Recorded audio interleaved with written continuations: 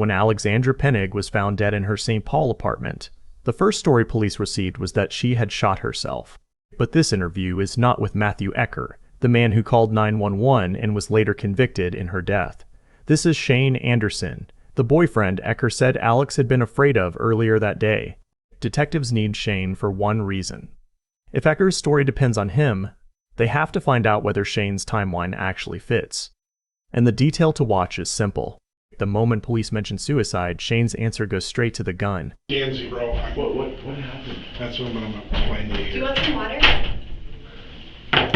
Want me to go get you water? Honestly, I don't really care. I just want to know what happened. We're trying to figure that out right now. Cops were called to her apartment. It was reported as a suicide. We don't know. We're trying to figure that out, and that's why it's important that we talk to all you guys. And I'm sorry for your loss, Shane.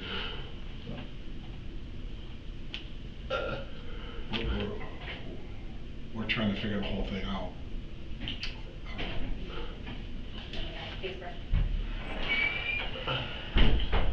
Before I get too much into it, because I know what some of the stuff that you might know could help us. I know she's been down, but like, well, I want to get into that. So I've been dating her since September, and things have been a little like up and. That is why detectives let him talk about the relationship before they press him. Shane is giving them a baseline, how serious it was, whether Alex was planning ahead, and whether the morning conflict was as dangerous as Ecker made it sound.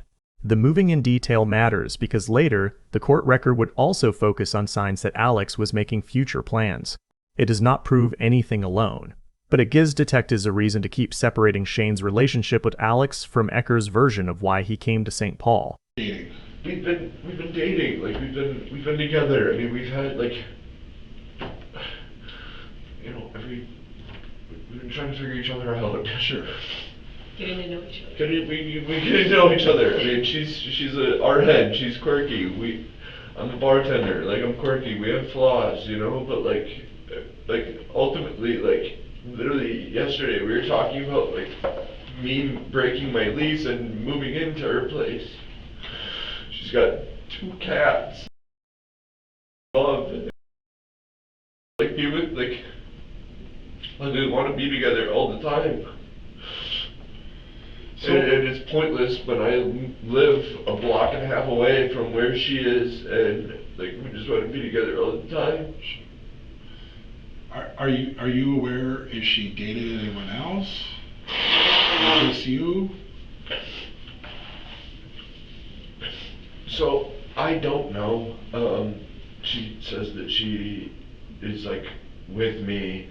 I was with I showed up to camp bar last night, and so I don't really care. Mm-hmm. But I was with Taylor.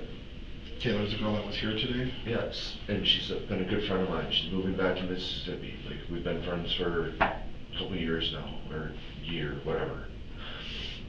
And so she's like a good friend, and she asked me to come, like, she's moving, so she asked me to come say bye.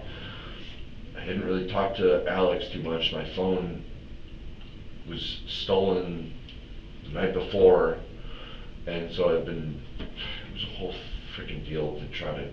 T-Mobile sucks, by the way. This is the first hard fact Shane cannot avoid. He did hit the man at the bar, but notice the boundary he puts around it. He admits the punch, then immediately says the other man came to him. He did not know who he was, and he was not paying attention to Alex. That matters because detectives are not just asking whether a fight happened. They're asking whether the fight explains what happened hours later. So we're going to ask you some questions just to try to put this timeline together, but you said she shows up at the bar at camps with some guy, right? Yeah. Did they sit together? They did. They sat together. Right away? I believe so. And then, she's your girlfriend? I don't know who he doesn't look, I go out quite a bit. Mm-hmm. He doesn't look familiar. But he comes up and wants to talk to me. I don't even know what he said, but he he freaking like put his hands on me, and then I hit him, and I hit him once, and he fell down. So I have no idea who that guy is, and I don't even know what Alex was doing. I wasn't even paying attention to her, even though like I love the girl. She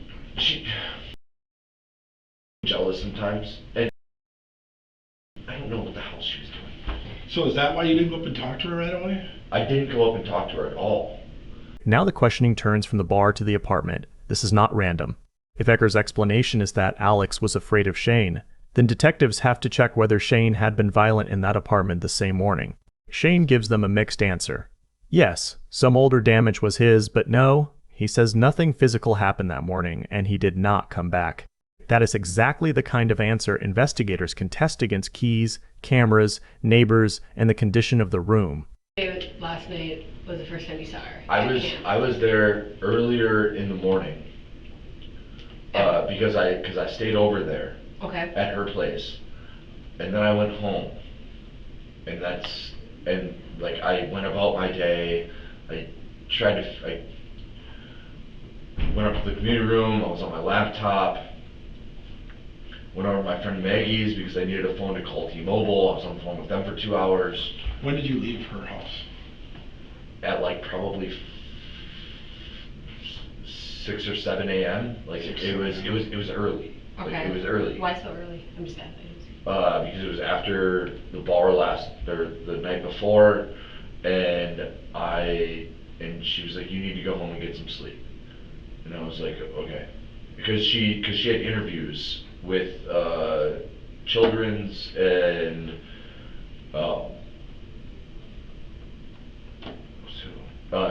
North Memorial. Okay. So she had interviews with both of them, or one of them, and then another one was.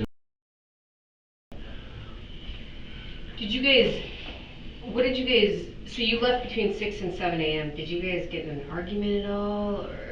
It wasn't, we've been just talking about like, it hasn't, she's been drinking a little too much lately, and she's like not supposed to be drinking, like she's on probation, and so she gets a little like kind of crazy at like when she drinks, or like, and she gets like really bad hangovers. So I left, went home, and I didn't talk to her almost like for most of the day. But then I don't have a phone right now because the phone was taken the night before, and so I was messaging her on Facebook, and so she was a little upset about that. She was like, don't talk to me, but she like says that, like she does that, but then I don't fucking know. Did the argument that you guys had in that morning, did it get physical at all? No, not at all. God, no.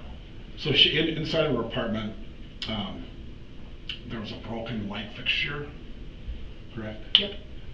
Did that happen when you guys were arguing at all? I don't know what that's.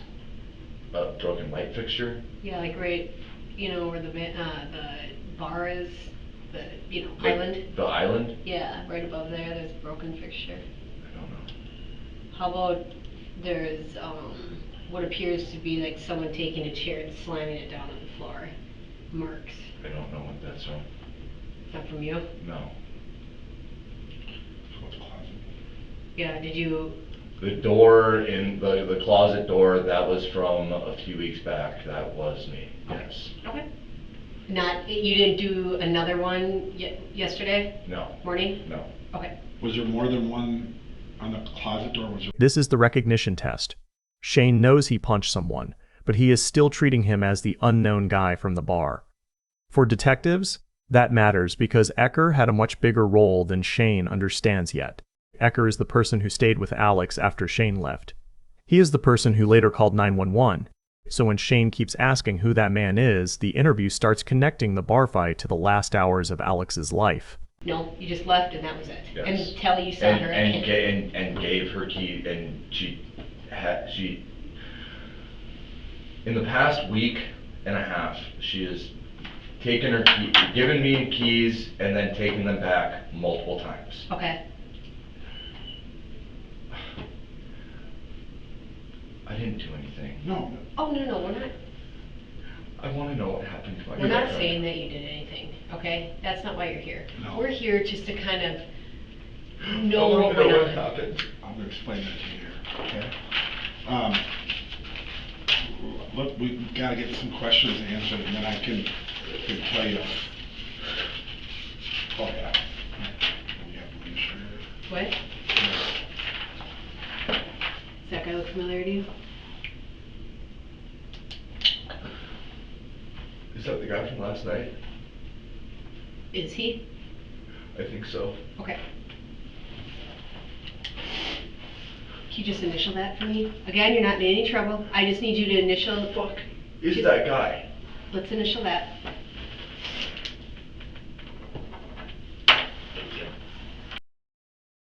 We're trying to figure it out.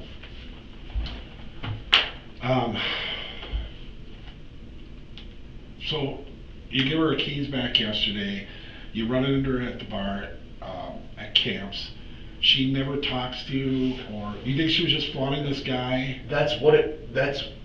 She's done it. Detectives come back to the same point because the direction of the approach matters. If Shane went over to Ecker and Alex, that looks different from Ecker coming to Shane. Repeating the question is not filler. It tests whether Shane will keep the same version after the detective has already moved through the timeline, the apartment, the keys, and the photograph. He does keep the same boundary. He says the other man came to him. Into the bar with Alex last night in the camp. They sat together at the bar. This guy? Yeah. And Alex. Yes. They sat At together? the far corner of the bar. Okay. They sat together? Yes. Okay. And then, did you walk over there, or did he walk up to you? I did not walk up to them. I was sitting there by myself, or with Taylor, and he came up to me. I didn't go over there. I didn't want to go over there. Do you remember anything that he told you? Because it's important. I don't remember anything he told me. I actually don't. I had a few drinks, and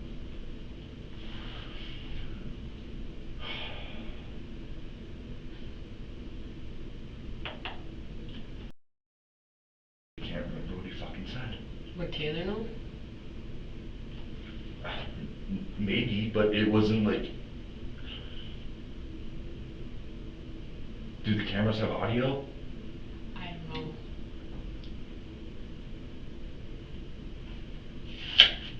I have no idea. Has Alex ever talked to you about him before? I have. So last night's the first time you ever saw him? I've never seen that guy before in my life. Okay. And This is the line that makes the witness interview important.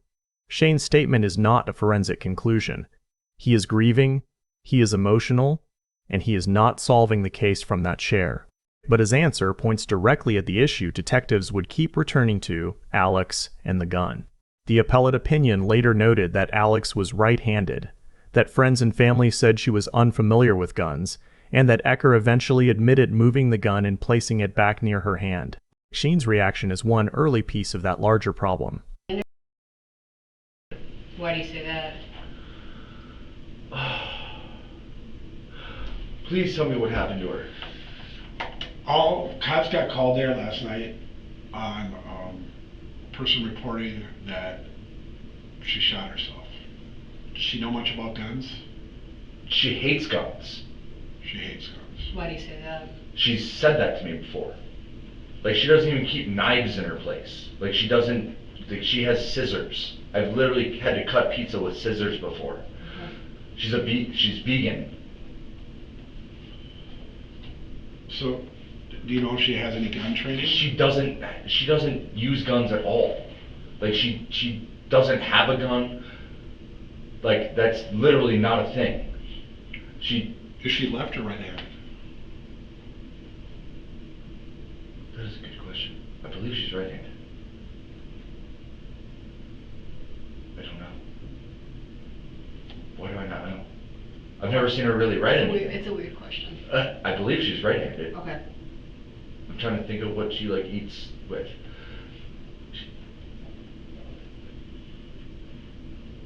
She doesn't have a gun. Somebody shot her. She didn't have a gun when she knew how to use a gun. I mean, I'm sure she could figure it out. The detective does something careful here. He tells Shane the questions are not because police think he caused this. That reassurance has a purpose. It keeps a grieving witness from shutting down, but it also keeps the timeline usable. After a death like this, detectives cannot simply accept emotion. They have to turn it into checkable facts. Who saw Alex, who had a phone, who had keys, who went home, and who was still with her at the end. You all these questions. We're not asking you because we believe you had anything to do with this. Oh my God, that's like the love of my life. Like yeah, we play our like games and stuff, but like no, like I would like we were literally talking yesterday about how we're like gonna like how I'm gonna break my lease to move in with her. She asked me what I wanted for Christmas. I said, just to be happy with you. I asked her what she wanted. She's like, I hate gifts. Would Like I love that girl.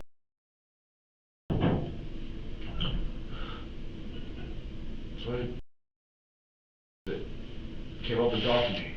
was she arguing with that guy at the bar at all? Or? I wasn't. I honestly like. It wasn't enough for me to like. It was like out of my sight. I wasn't paying attention to them, and I did that purposely because I was like.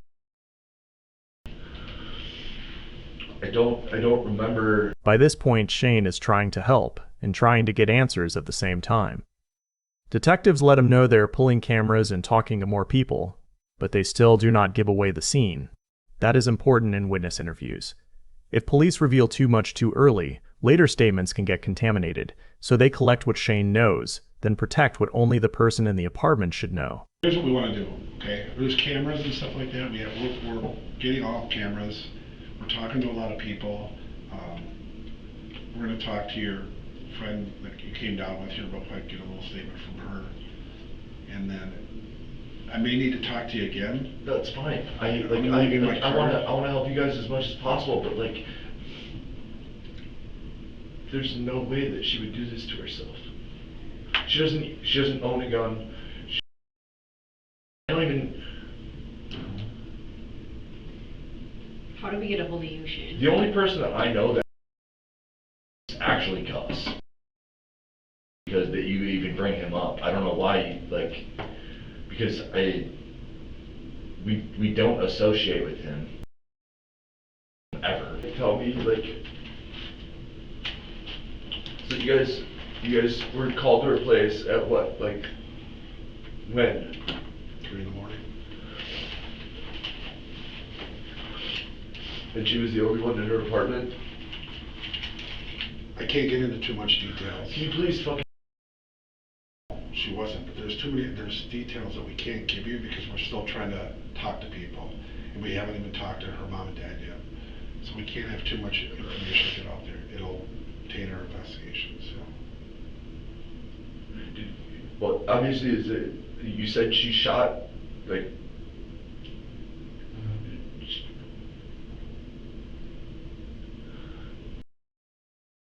me.